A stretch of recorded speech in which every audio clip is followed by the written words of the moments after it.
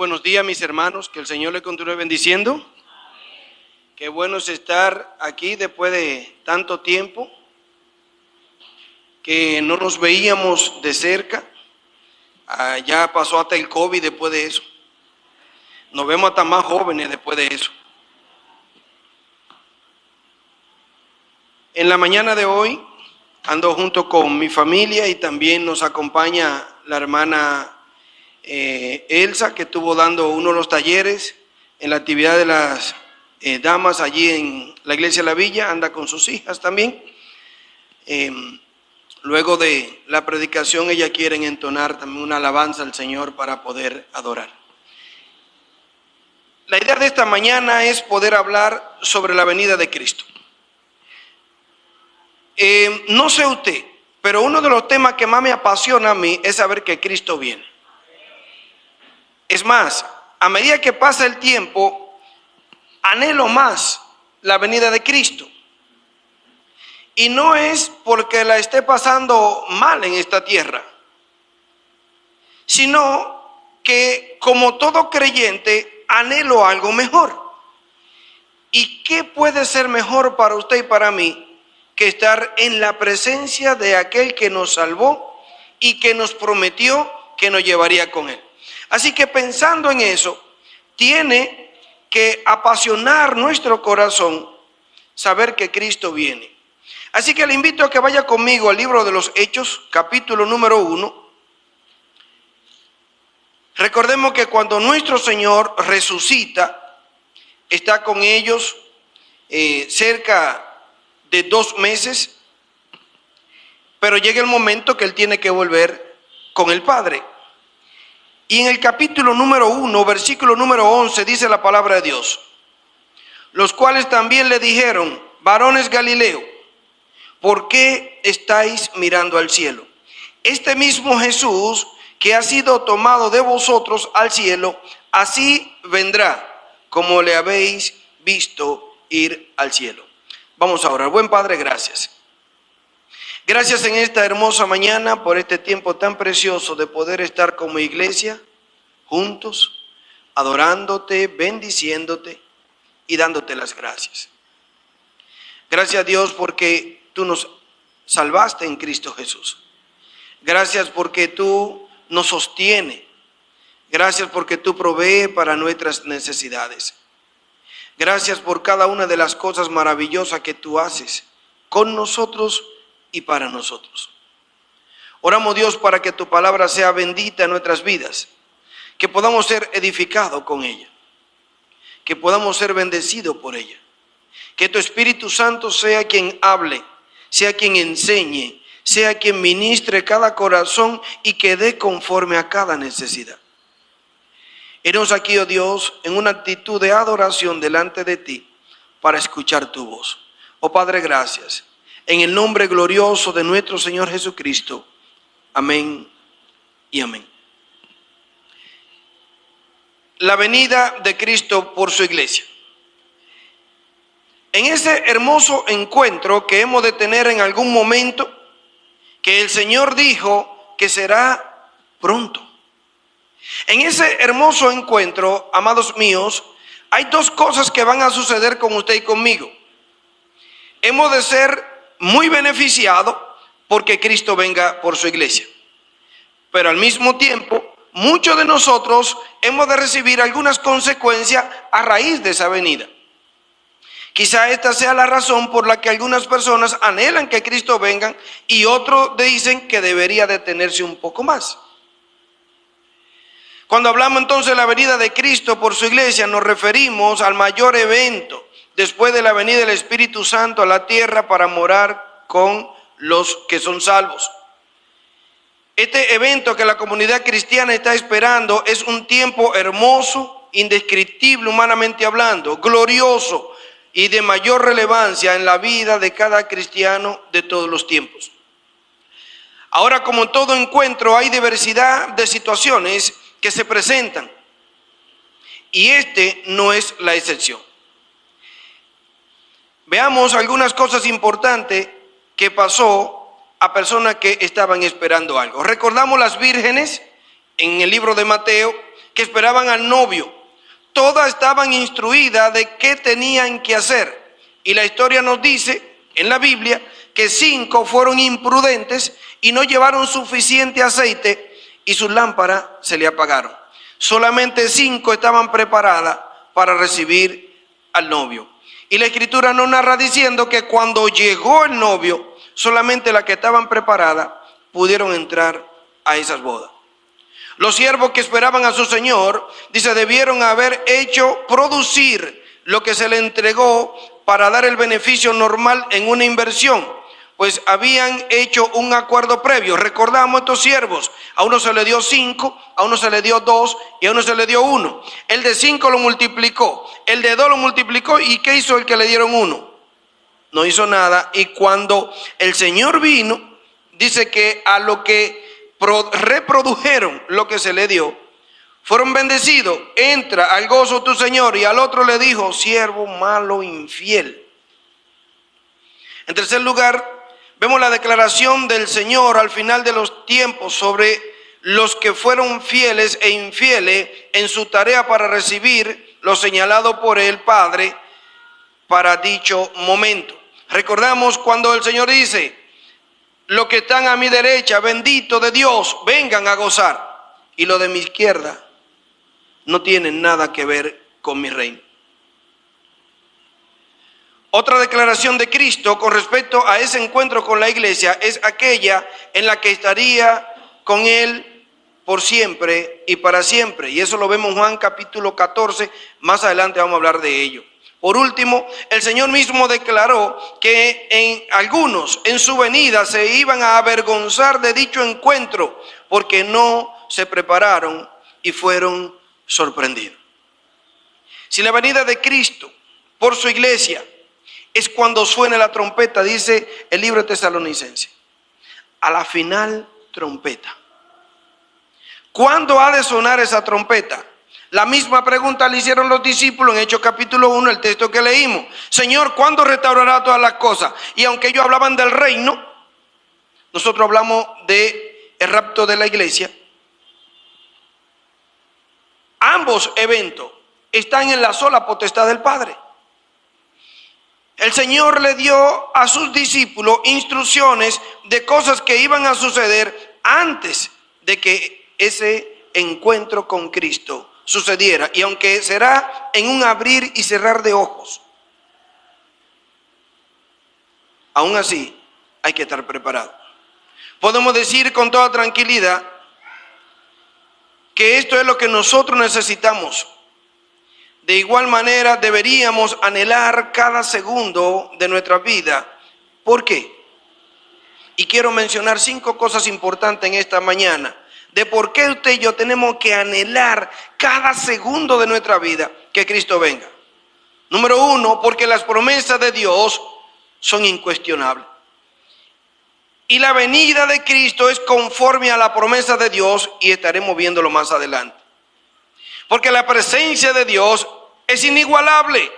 ¿Qué puede ser mejor que estar delante de Dios? El salmista dijo, mejor es un día en tus atrios que 1000 fuera de ellos. ¿Qué puede ser mejor para usted, mi hermano, o para mí, que estar en la presencia de Cristo? En tercer lugar, los beneficios son incalculables. Si usted lee la Escritura detenidamente, se dará cuenta que todos los compromisos que Dios hizo con la iglesia son para el cielo. El Señor en ninguna parte de la Escritura le prometió a la iglesia tener inmensidad de cosas en esta tierra que dice que el fuego la va a quemar. Todas las promesas para la iglesia son espirituales y se van a repartir en los cielos. Entonces son beneficios incalculables. Ahora bien, la responsabilidad de nosotros no es intransferible. No puedo pasar mi responsabilidad como cristiano de ese encuentro con Cristo a otro cristiano. Y luego vamos a ver eso también. Y por último, el rendir cuenta es inevitable.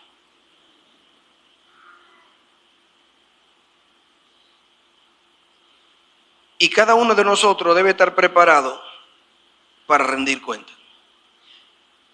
Me gustaría entonces que pudiéramos ver esos beneficios y esa consecuencia en esta mañana. Hablemos entonces de los beneficios. Siempre es bueno hablar de lo que es más bonito adelante, para que a medida que las cosas se va empeorando, los recuerdos de lo que es lindo nos van ayudando a aguantar los golpes. Así que vamos por lo que es más lindo adelante. La promesa de la venida de Cristo. Leímos en Hechos capítulo 1. Leamos del verso número 8, por favor.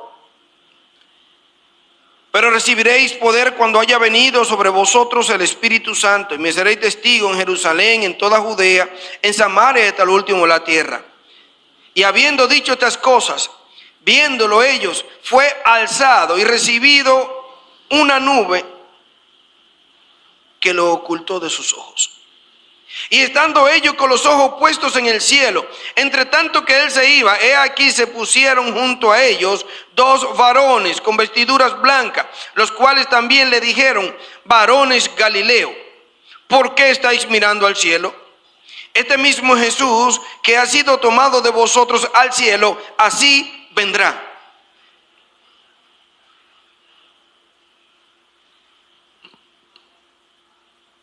Jesucristo ya le había dicho a sus discípulos: cuando yo resucite y vuelva al Padre. Él nunca le ocultó esa verdad. Nunca. Pero es como todos nosotros sabemos que un día la muerte nos va a sorprender a cada uno de nosotros. Pero ninguno de nosotros se ha preparado para ese momento y no nos vamos a poder preparar. No importa el tiempo que usted gaste en sí mismo tratando de entender esta realidad, es difícil. Y los discípulos evidentemente no se acostumbraron a la idea de que en un momento Cristo se le iba a ir. Recordemos que Él mismo le dijo: no se pongan tristes, crean en Dios, crean también en mí. Cuando Jesús muere, la Biblia nos dice que los discípulos se entristecieron, se afligieron y cada uno volvió a su vida normal.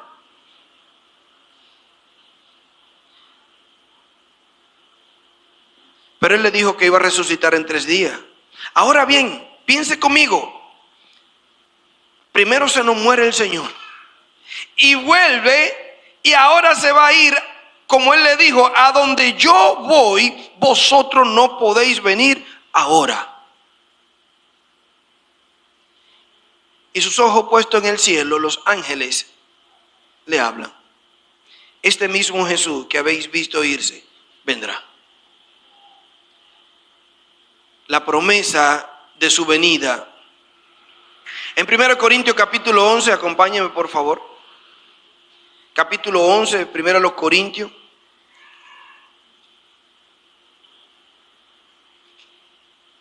Un texto que leemos siempre cuando participamos de la cena del Señor, verso número 25. Asimismo, tomó también la copa después de haber cenado, diciendo: esta copa es el nuevo pacto en mi sangre. Hace esto todas las veces que la bebiere en memoria de mí. Así pues, todas las veces que comiere este pan y bebiere esta copa, la muerte del Señor anunciáis hasta que Él venga. Su promesa de la venida es segura. Está registrada en las Escrituras. En el capítulo 15, 1 Corintios, ahí mismo, dele un par de vueltas a la página. Lea conmigo, por favor. Versículo número 1, el capítulo 15. Además os declaro, hermanos, el evangelio que os he predicado, el cual también recibiste, en el cual también perseveráis, por el cual asimismo, si retenéis la palabra que os he predicado, sois salvos, si no creísteis en vano. Porque primeramente os he enseñado lo que asimismo recibí, que Cristo murió por nuestro pecado conforme a las Escrituras, y que fue sepultado y que resucitó conforme a las Escrituras.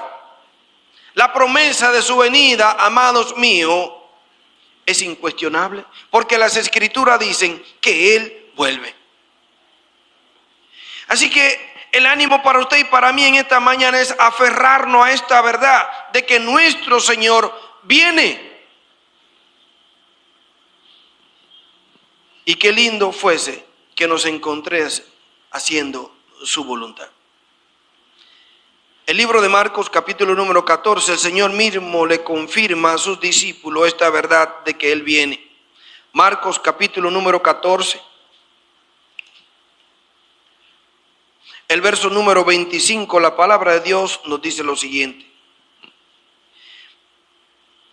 De cierto os digo, que no beberé más del fruto de la vid hasta aquel día en que lo beba nuevo en el reino de Dios.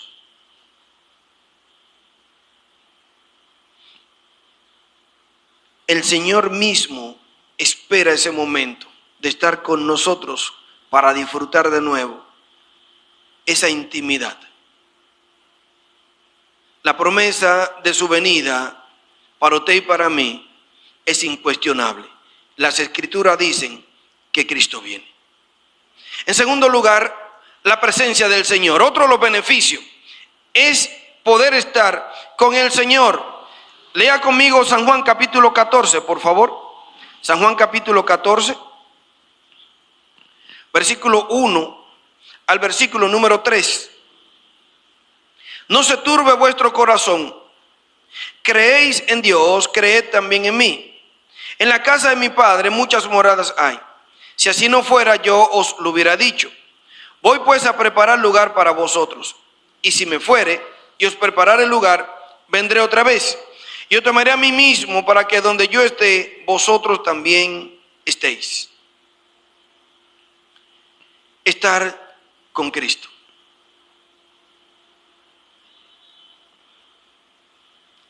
Siempre se dice en la relación de noviazgo, en la relación de matrimonio, el deseo que tienen las parejas de estar juntos. Esperan los momentos, cuentan los minutos en el que se van a encontrar, aunque sea por un breve instante. Porque anhelan estar con alguien que le agrada.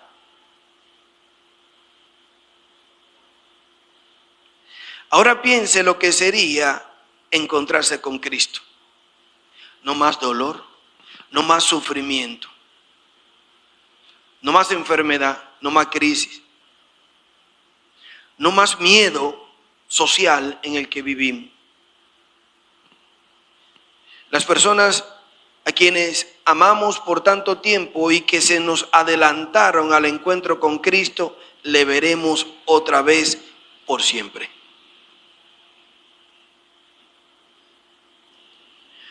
No más sufrimiento, hermanos. Es estar con el Señor y disfrutar con Él cada momento. Dice que donde quiera que Él esté, nosotros estaremos con Él. Los que tienen niños pequeños disfrutan esos momentos. O algunas veces lo afuerean porque los muchachos se vuelven plagosos, ¿verdad? Pero usted ha visto ese niño que quiere estar con sus padres. Y que él juega y va por allá, pero se mantiene mirando siempre.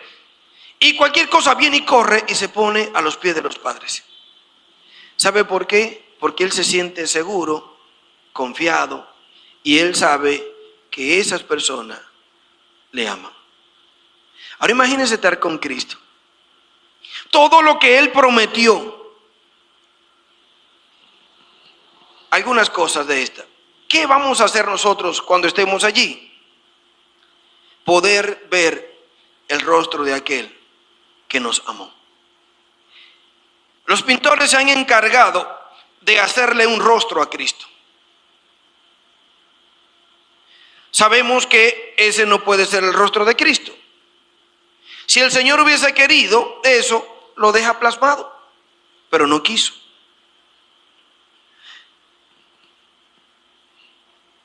Amados, ese Jesús tan bonito que pintan no es el Jesús que dicen las Escrituras al cual debemos fijarnos. Isaías 53 nos dice, sin atractivo para que le deseemos. El Jesús que fue a la cruz a morir por usted y por mí, conforme a las Escrituras, como leímos hace un momento, fue molido, maltratado, herido, hinchado por la cantidad de golpes que sufrió por nuestra salvación. Así que esas fotos bonitas que andan por ahí no son el Cristo que nos salvó. Eso es una foto bonita de alguien que se la inventó. Pero poder verle. ¿Qué otra cosa haremos allí? Estar donde quiera que esté. La Escritura nos dice que el Señor, cuando venga a reinar, va a reinar sobre la tierra, a este mundo perdido. Y la iglesia, como la esposa del Cordero, estará con su esposo. Apocalipsis describe la Jerusalén celestial suspendida entre el cielo y la tierra, que es el lugar donde hemos de vivir. Y cuando Cristo está en la tierra, nosotros estamos. Cuando Cristo está en la Jerusalén celestial, nosotros estamos. Y donde quiera que Él esté, estamos nosotros. Poder estar con Él por siempre.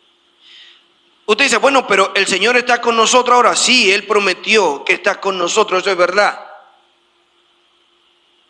Pero no estamos hablando de eso. Estamos hablando de que usted y yo vamos a poder estar a su lado. ¿Sabe por qué? Porque nos dice la Escritura que nosotros vamos a tener un cuerpo como el que Él tiene. Un cuerpo nuevo.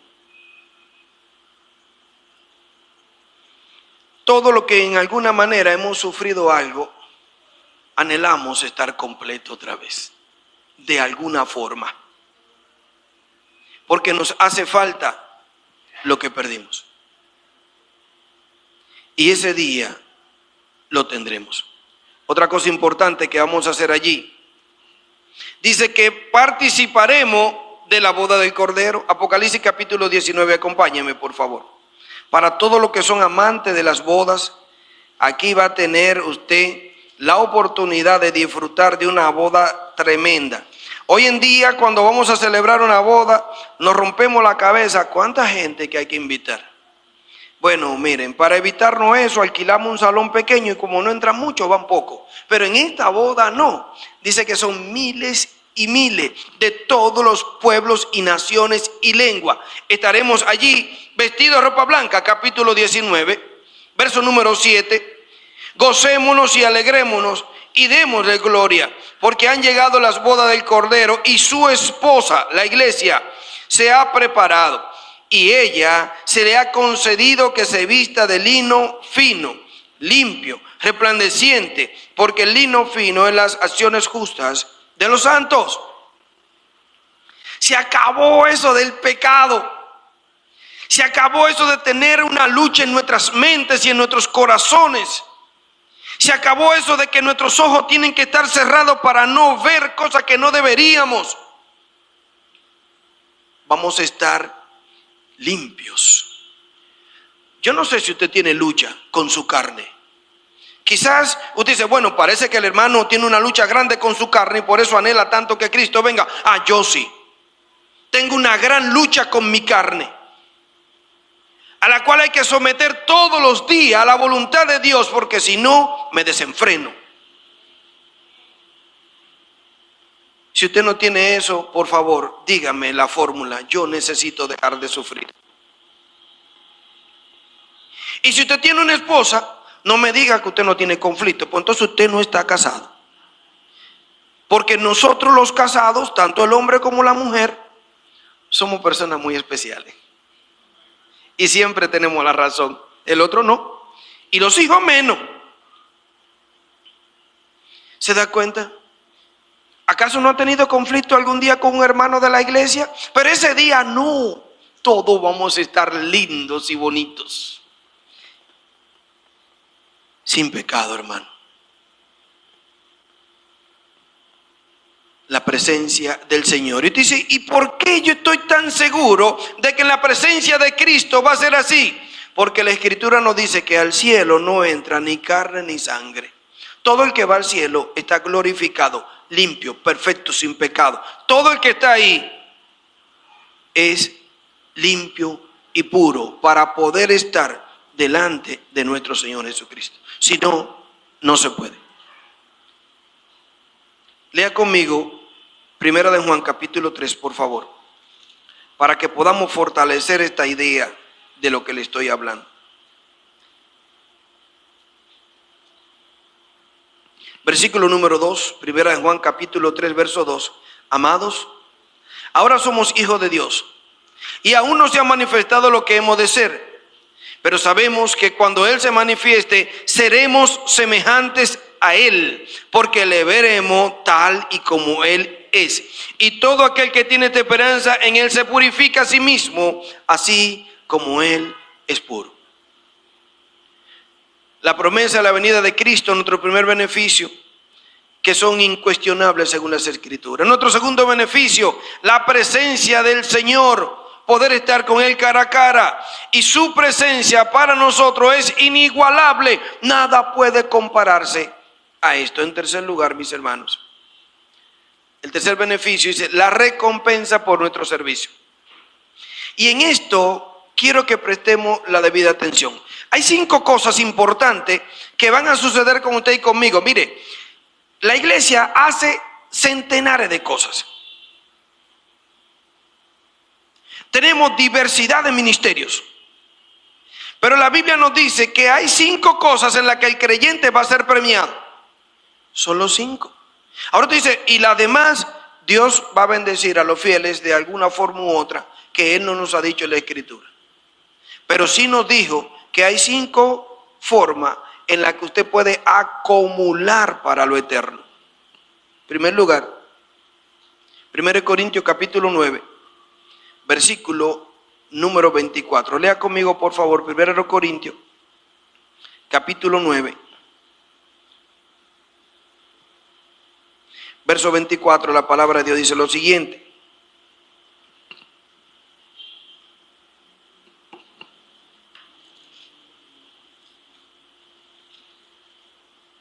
Verso 24.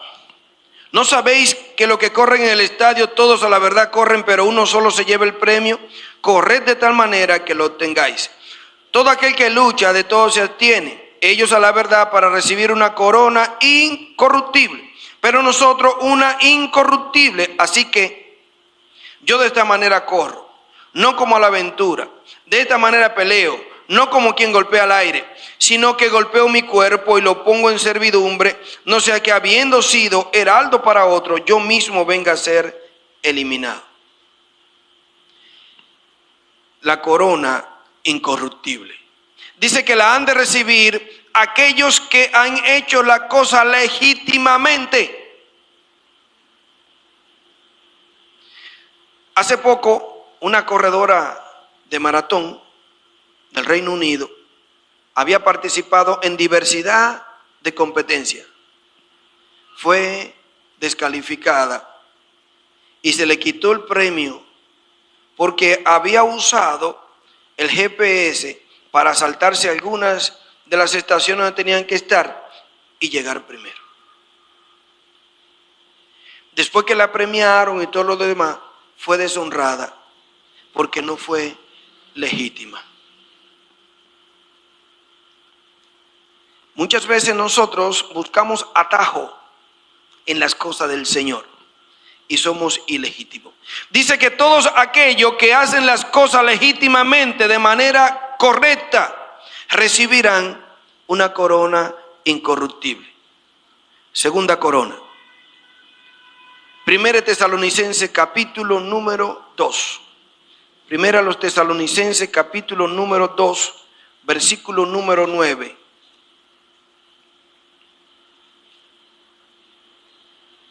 Capítulo 2, versículo 19, perdón.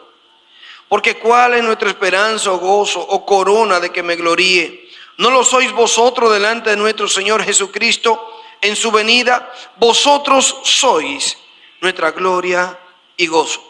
¿Quiénes recibirán esta corona? Aquellos que ganan alma para Cristo. No está mal participar de los ministerios de la iglesia. Yo no dije que eso sea pecado. Lo que estoy diciendo es que si usted quiere ir delante de Cristo lleno de corona, tiene que ganársela como Él dice. El que gana persona para Cristo, gana corona para Cristo. Recuerdo una iglesia en Santo Domingo ellos compraron un edificio por ahí cerca de la Puerta del Conde. Un edificio enorme. Entre todas las cosas que hicieron, alquilaron alguna plaza para negocios y todo lo demás. Ellos hicieron un gimnasio. Todo un piso tomaron para hacer un gimnasio. Entonces los hermanos lo que tenían que hacer, la forma era de ellos, según ellos, para no pagar empleados y que eso como un ministerio de la iglesia pudiera generar los recursos para pagar el préstamo que hicieron para comprar ese bendito edificio. Entonces los hermanos iban a estarse turneando para estar vigilando el lugar, que todo funcionara bien. Entonces el lugar abre desde las 5 de la mañana hasta las 12 de la noche. Entonces cada hermano, conforme al tiempo que tiene, yo estaba haciendo un trabajo para ellos ahí y veía gente que llegaba a las 12, que salían de trabajar y era su horario de comer hasta la 1, y ellos iban con su comidita, se quedaban ahí y entendían que estaban haciendo un ministerio. Pero en ningún momento le predicaban el evangelio a nadie. Los que están sentados ahí mirando que todo esté bien. Y la persona se va contento diciendo, estoy haciendo algo para Dios. ¿El qué? ¿Dónde está eso en la Biblia? Nos entendemos, no es que está mal que participemos de las cosas que nuestras iglesias en el tiempo y los ministerios paraeclesiásticos en el tiempo van haciendo. Lo que estoy diciendo es que para poder ir con algo en la mano delante de Dios hay que hacer lo que Él dice. Y Él dijo que si predicamos el evangelio y la persona se convierte al Señor, llevamos premio al cielo. No está mal cuidar el gimnasio, no dije que era pecado. Lo que estoy diciendo es que tiene una hora y tiene gente ahí.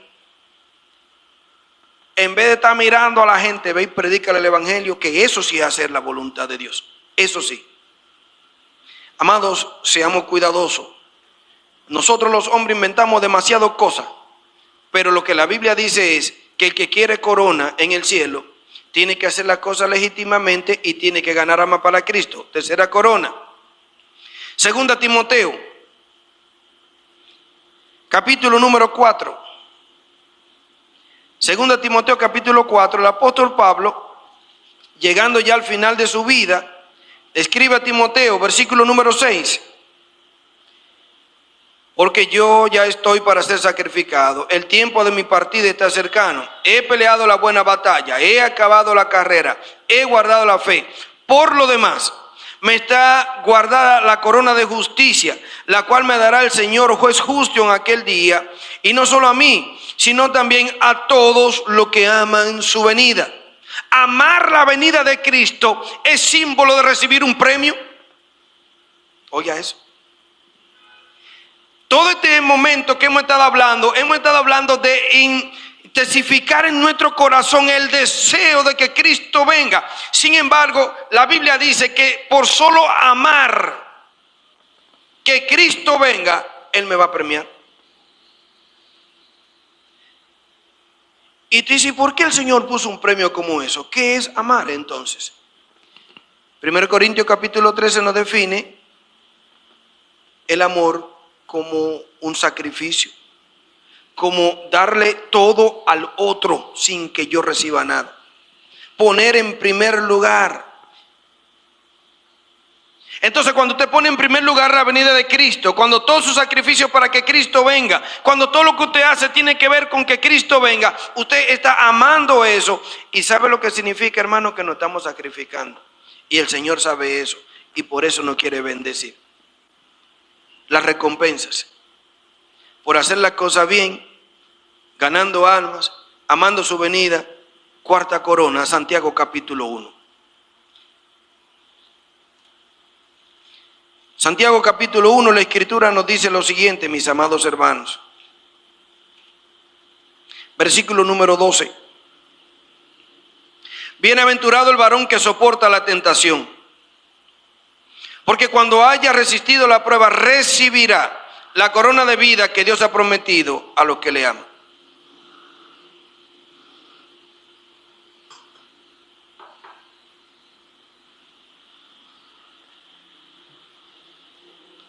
Cuando haya resistido, recibirá, no antes.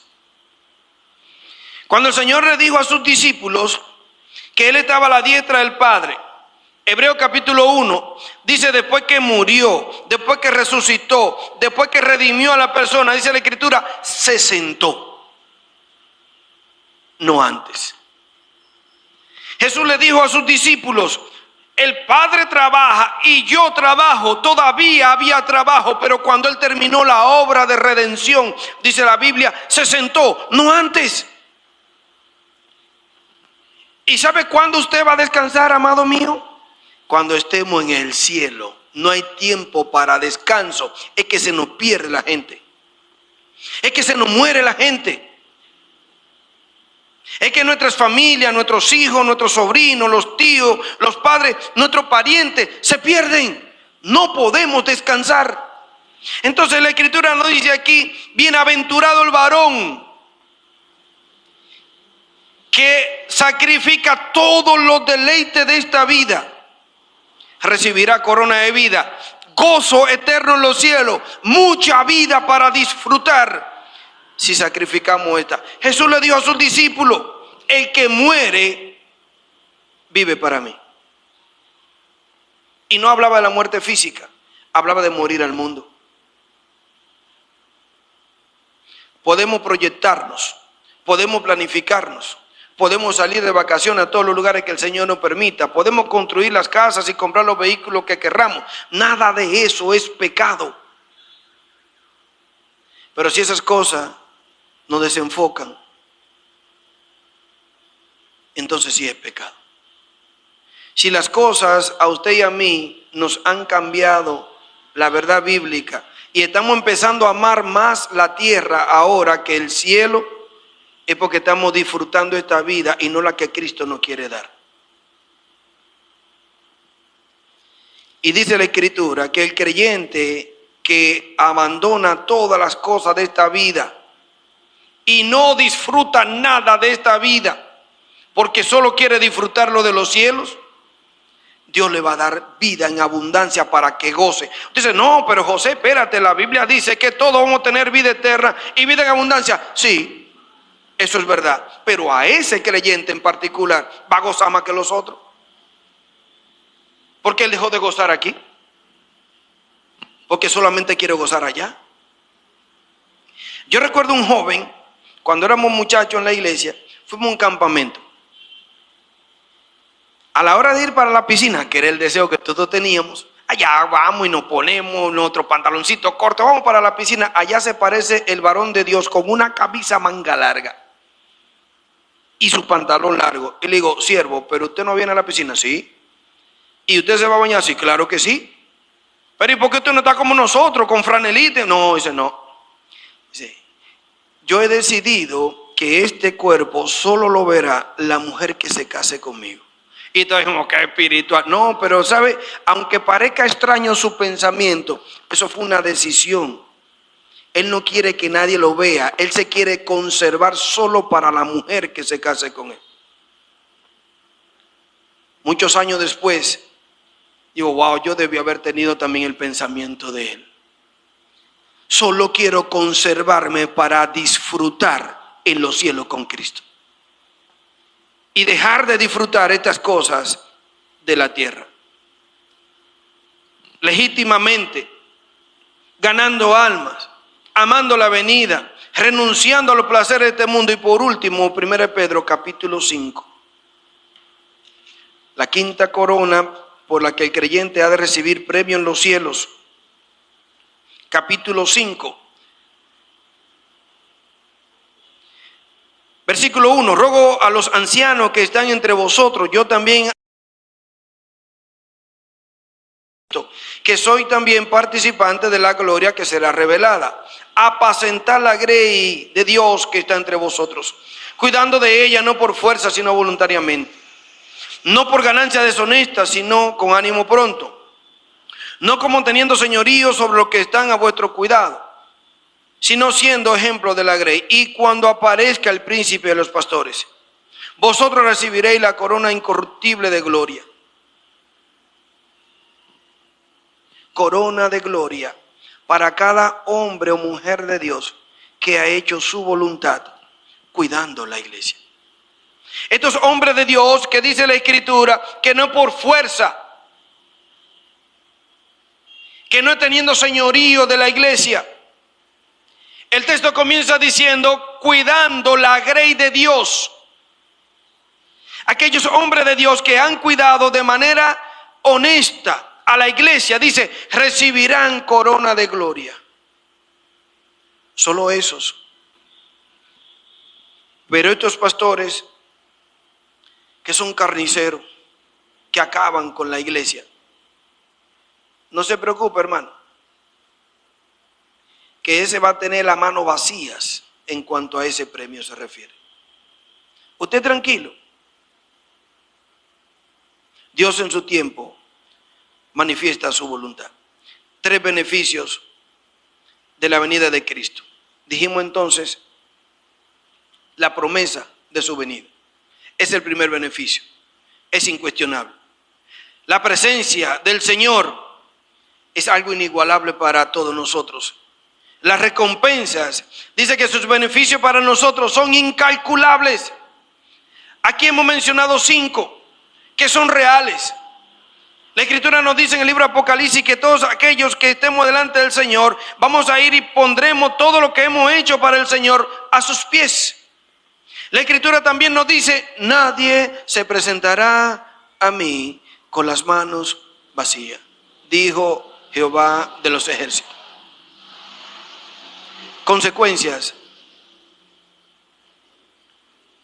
La primera consecuencia es una llegada inadecuada. Y usted dice, ¿cómo una llegada inadecuada? ¿Alguien llega al cielo de forma inadecuada? Bueno, vamos a ver algunos ejemplos que el Señor mismo nos habló con respecto a esto. El texto que leímos ahorita de Juan capítulo 3, la primera carta de Juan capítulo 3, versículo 1 al 3, el versículo número 3 nos dice, para que no huyamos de él avergonzado. Ya que estamos cerca, vamos a leerlo. Estamos en Pedro, vamos una página más adelante. Capítulo número 3.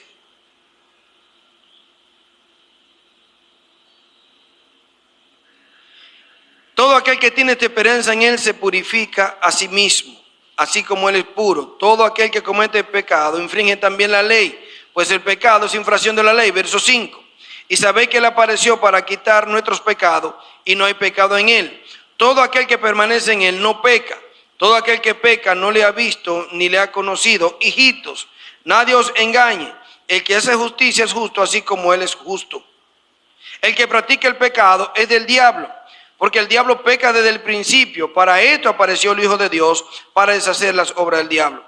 Todo aquel que es nacido de Dios no practica el pecado, porque la simiente de Dios permanece en él y no puede pecar, porque es nacido de Dios. En esto se manifiestan los hijos de Dios y los hijos del diablo. Todo aquel que hace justicia y que no ama a su hermano no es de Dios, porque este es el mensaje que habéis oído al principio, que nos amemos unos a otros. Pareciera ser que algunas personas, como dije ahorita, tienen vergüenza. La palabra vergüenza es muy interesante. Dice que se encuentra 129 veces en el Antiguo Testamento. El significado de esta palabra se refiere a la consternación del ánimo, originada por haber cometido una falta o haber realizado una acción humillante y deshonrosa, ya sea por haber errado al blanco, ya sea por haber cometido algún error, el cual pudo haber sido por desconocimiento, dice la Escritura, o haber fallado sin malicia. De igual manera, la vergüenza, dice, perjudica a la persona y lo maltrata con un sentimiento de culpa.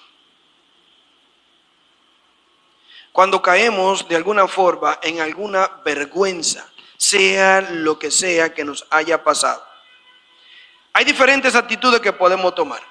Podemos ser orgullosos y decir que no nos importa nada. No importa lo que los demás piensen. Yo estoy bien.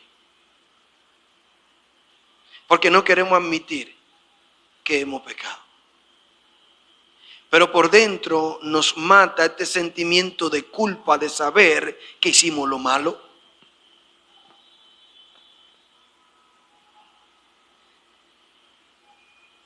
El libro de Deuteronomio capítulo 16, versículo 16, nos dice lo siguiente. Acompáñenme al libro de Deuteronomio capítulo 16, versículo número 16, por favor. Deuteronomio 16, verso número 16. La Escritura dice lo siguiente. 3 veces cada año aparecerá todo varón tuyo delante de Jehová tu Dios en el lugar que él escogiere, en la fiesta solemne de los panes sin levadura, y en las fiestas solemnes de las semanas, y en las fiestas solemnes de los tabernáculos, y ninguno se presentará delante de Jehová con las manos vacías, cada uno con la ofrenda en su mano, conforme a la bendición que Jehová tu Dios tuviere dado.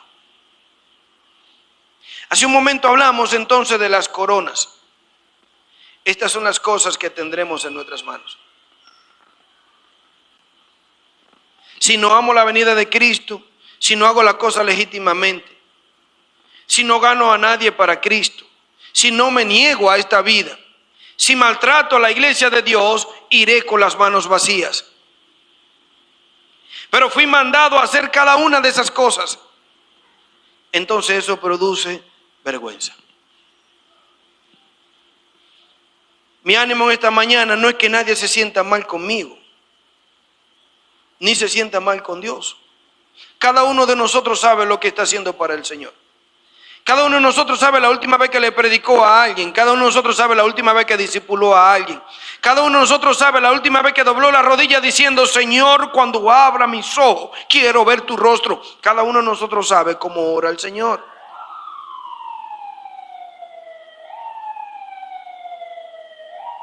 Pero sería triste que si sus manos o mis manos están vacías en este momento, sería triste que el Señor, antes de que se acabase este culto, viniese por su iglesia y fuésemos con las manos vacías. Sería tremendo eso.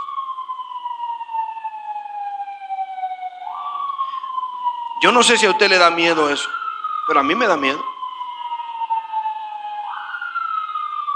Me da miedo que me encuentre sin hacer nada.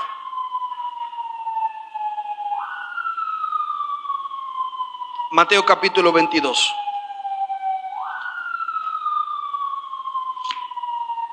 El libro de Mateo capítulo número 22, la palabra de Dios nos dice lo siguiente.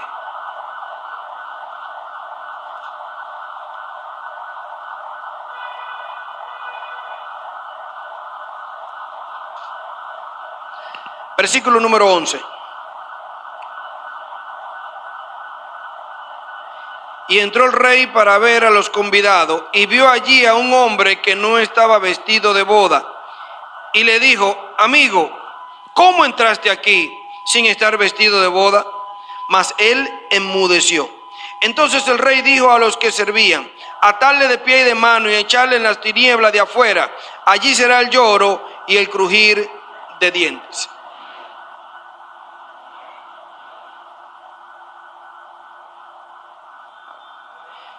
En el libro de Colosenses, el apóstol Pablo, hablando, así como el libro de Efesios, sobre cómo debe vestirse el creyente, dice que hay que vestirse de justicia, que hay que vestirse de amor, que es el vínculo perfecto. Pero aquí la Escritura nos dice que en esta fiesta había uno que no estaba vestido adecuadamente. Si en este momento Cristo viniera por su iglesia y entre nosotros hay alguien que por tiempo ha estado viniendo a la iglesia, anda con su Biblia, hasta se bautizó, porque en un momento dijo que hizo una profesión de fe, pero si realmente no es salvo, no va. No tiene la vestimenta adecuada.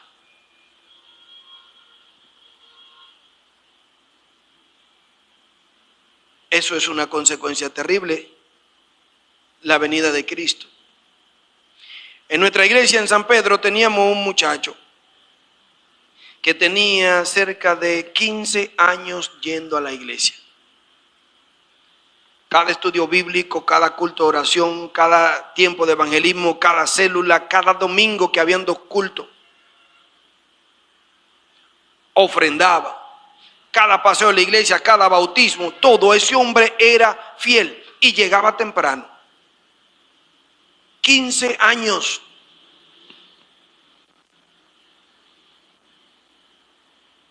Y 15 años después él se convirtió al Señor.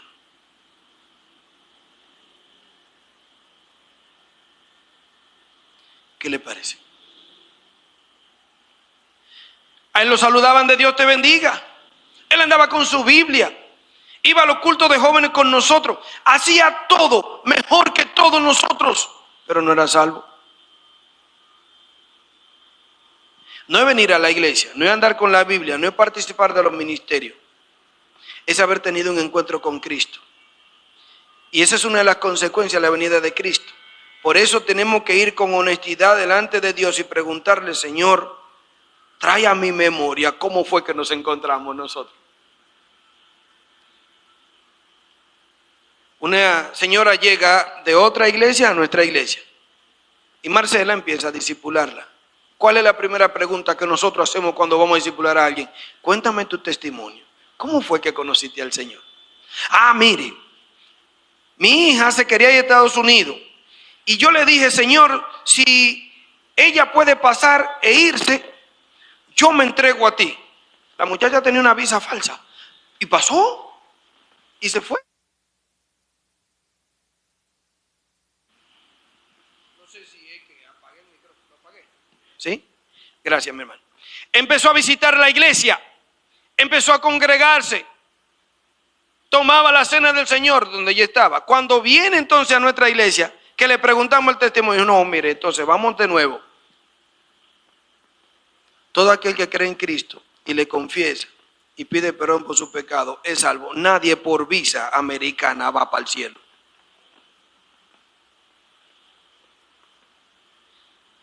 Ella tenía 3 años en esa congregación.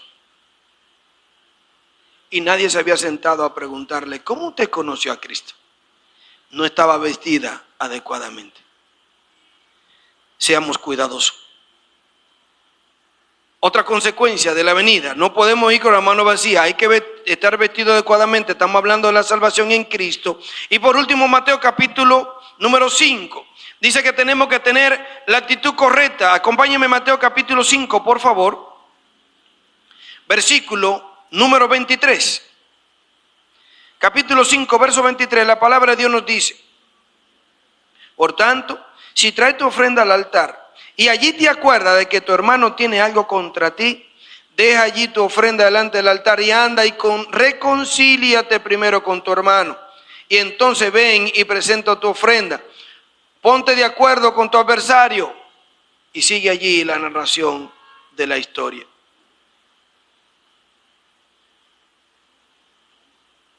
La actitud correcta. Allí te acuerdas de que él tiene algo contra ti. Fíjese que el texto no dice que eres tú contra él, sino que él contra ti. Dios no va a recibir de nosotros ningún tipo de adoración si no tenemos la actitud correcta. No importa qué tan grande sea nuestra ofrenda, la verdadera ofrenda que Dios quiere es nuestra propia vida. Entonces podemos decir que tranquilamente, mis hermanos, podemos pensar en lo siguiente, que esa llegada inadecuada puede producir para usted y para mí una vergüenza. Y ¿sabe una cosa? Eso no es intransferible. Cada uno vivirá su propio momento delante de Cristo. Por último, la pérdida de recompensa. Efesios capítulo 6, vamos rápidamente allá, mis hermanos, que ya hemos avanzado bastante en el tiempo. Capítulo número 6, versículo 8. Sabiendo que el bien que cada uno hiciere recibirá del Señor, sea siervo, sea libre, y vosotros, amos, haced con ello lo mismo, dejando las amenazas, sabiendo que el Señor de ellos y vuestro está en los cielos, y que para Él no hay acepción de persona. Versículo 10. Por lo demás, hermanos míos, fortaleceos en el Señor y en el poder de su fuerza. Pérdida de recompensa. En el libro de 2 los Corintios, capítulo 5, versículo número 10, acompáñeme allí, por favor. 2 los Corintios, capítulo 5, versículo número 10, la palabra de Dios nos dice lo siguiente. Porque es necesario que todos nosotros comparezcamos ante el tribunal de Cristo, para que cada uno reciba según lo que haya hecho mientras estaba en el cuerpo, sea bueno o sea malo.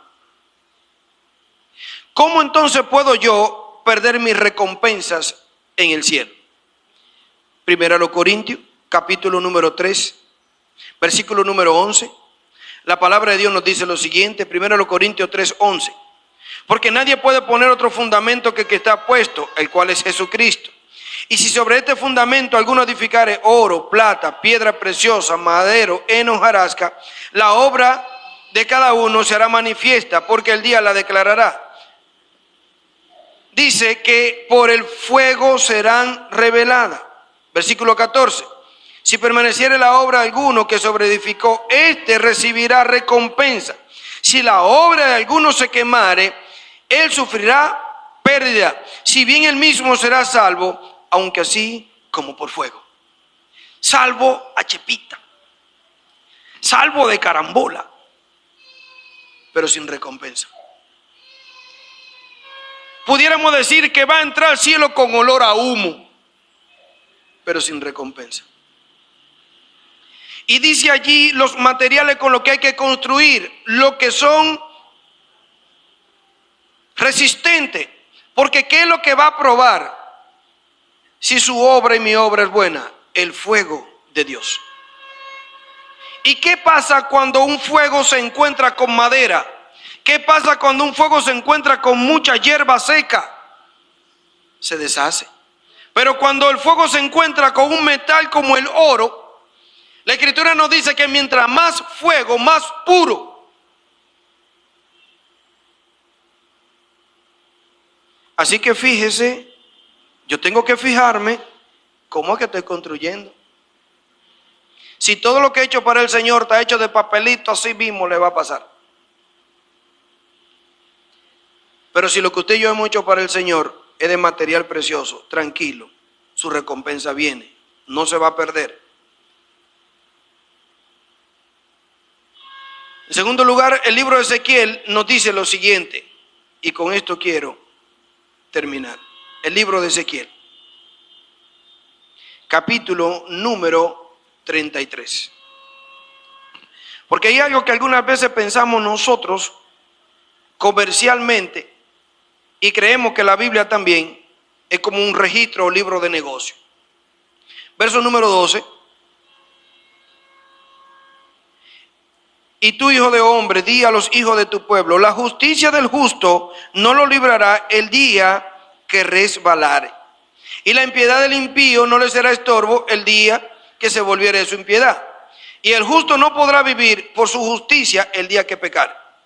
Cuando yo dijere al justo, de cierto vivirás, y él, confiado en su justicia, hiciera iniquidad, toda su justicia no será recordada, sino que morirá por su iniquidad. Verso número 16. No se le recordará ninguno de sus pecados que había cometido. Hizo según el derecho, la justicia, vivirá ciertamente, hablando del impío. Nuestro trabajo del Señor no es acumulativo. Permítame explicarme. Durante estos años he servido al Señor, pero por algún momento peco, dice, el día que resbalare, el día que saliera del camino. Y durante ese tiempo que estuve en pecado, he sido restaurado, he sido animado a volver, he vuelto a la comunión con el Señor y sigo sirviendo al Señor. Entonces yo digo, bueno, los años que yo serví al Señor, más lo que tengo ahora en la FP del cielo, eso va a ser mucho. Déjeme decirle que no. Eso no será recordado.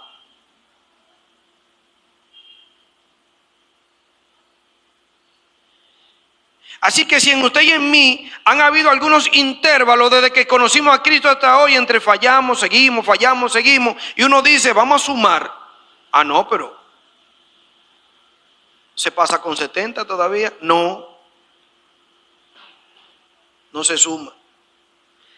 Cada vez que pecamos, perdemos todo, hay que empezar de cero.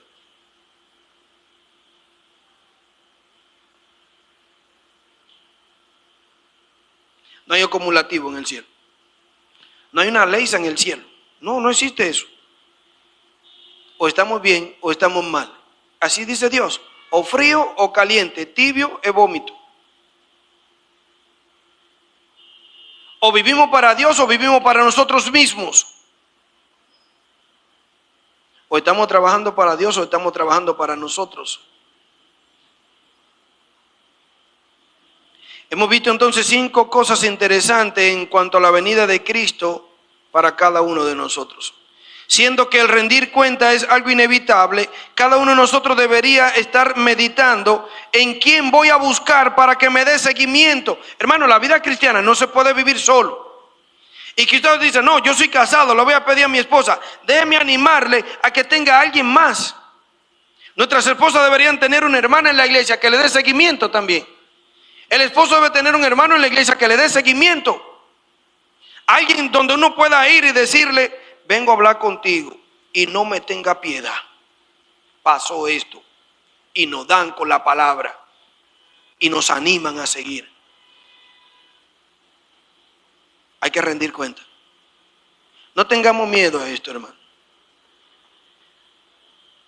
Las disciplinas nunca han sido buenas, siempre son malas, pero son para restaurar. Concluyo leyendo esto. 3 de estos que hemos visto han sido beneficios para cada uno de nosotros si cumplimos la encomienda hecha por el Señor. 2 de estos serían consecuencias si no cumplimos. Pero ¿cuál sería la causa por la que usted y yo no podemos lograr? Lo que dice 2 Corintios. Dice que es necesario que todos, absolutamente todos, comparezcamos ante el tribunal de Cristo. Esa palabra necesario es obligatorio, nadie se va a escapar de eso. Para que cada uno reciba, según lo que haya hecho mientras estaba en el cuerpo, sea bueno o sea malo. ¿Qué es lo que va a recibir usted o voy a recibir yo? No sé, Dios sabe, pero usted sabe. Porque usted sabe lo que ha hecho. Dice que mientras estaba en el cuerpo, hermano, los muertos ya están descansando. Cesaron, dice la Biblia. Ya no tienen más situación con esta vida. Somos los vivos. Por lo cual, si en algún momento nos paramos, hay que retomar el camino. Si nunca hemos arrancado, hay que ponerse en el camino. Y si estamos en el camino, hay que mantenerse en el camino. Que la gloria sea para el Señor. Vamos a orar. Buen Padre, gracias. Gracias, Señor, en esta hermosa mañana por tu iglesia. Perdónanos, Señor, porque fallamos tanto. Y si tú vinieras en este momento por nosotros, quizás nos diera mucho pánico, quizás nos diera mucho miedo pensar que tenemos que verte cara a cara y no hemos logrado la encomienda que nos hiciste. Perdónanos, Señor, a cada uno de nosotros. Perdona a tu iglesia. Perdona a cada uno de mis hermanos. Perdona mi vida. Permítenos, Señor, vivir como si este ya fuera el cielo para nosotros. De tal manera que cuando entremos al cielo, la diferencia sea que ya tú estás ahí con nosotros por siempre. Pero que vivamos en esta tierra para que cada una de las personas puedan ver en nosotros a Cristo.